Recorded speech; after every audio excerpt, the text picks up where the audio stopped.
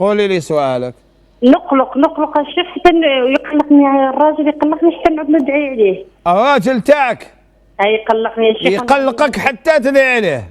هاي وعندي مرض السكر ومن بعد نشاهد ونستغفر يا إلهي. السلام عليكم ورحمة الله وبركاته كل متابعي القناة. فيديو جديد لزعيم الشيخ شمس الدين الجزائري بعنوان السعادة الزوجية المطلقة على شاكلة الأفلام التركية الرومانسية باش نعيشوا في الوطن العربي هذه السعادة الرائعة. والناس اللي مازالوا ما عرسوش ومقبلين على قفص الذهبي نقول لهم اسرعوا بالزواج، اسرعوا يا ما ينتظر فيكم رائع جدا. يا هذا باين راكي شحال من سنه زواج؟ شايفين 30 سنه وانت تدعي عليه. الشيخ يقلقني وانا عندي السكر حتى ندوخ الشيخ والله. وما صار والو ولا باس به، واقف على رجليه.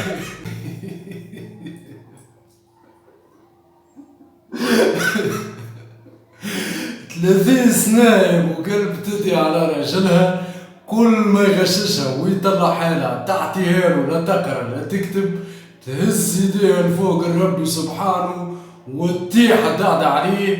ومن ألطاف الله إنه الراجل هذا ما صار له حتى شيء، لربما راهو ديكابي في كروسة ولا عفس وكاميون دروف ملا سعادة زوجية وملا مصير مظلم ينتظر في العذاب. هذه هي الحياة الرائعة جدا. وربك سبحانه وتعالى هو العادل، يعرف أن هذا الدعاء في لحظة غضب وليس من القلب، فلا يستجيب لهذه الزوجة الغاضبة على الآخر فهمتني؟ سبحان الله كيفاش منع هذا ومازال حي إلى حد الساعة. لا باس عليه الله يبارك. لا شفتي الله يبارك، الحمد لله ربي ما استجبلكش، يا ربي لك الحمد. لو كان تبعيني مليح، لو كان ربي جاي يستجب لنا كل ما ندعيوه، لو كان رانا دمرنا الدنيا هذه.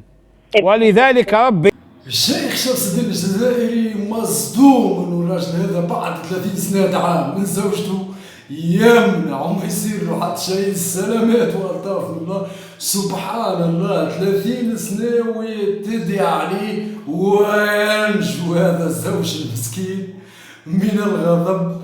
ملا سعادة وملا جو وملا سعادة زوجية.